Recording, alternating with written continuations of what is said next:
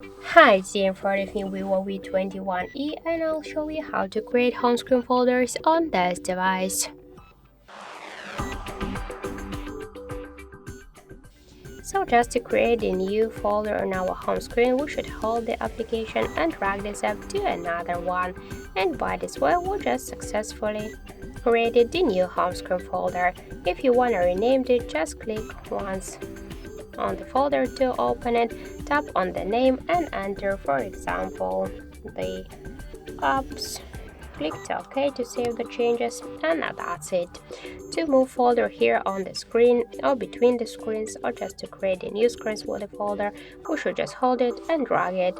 To remove application from the folder, you should hold and drag it to the home screen if you want to stay with this app on the home screen, but if you want to remove it from the home screen and from the holder, hold it and tap to remove icon.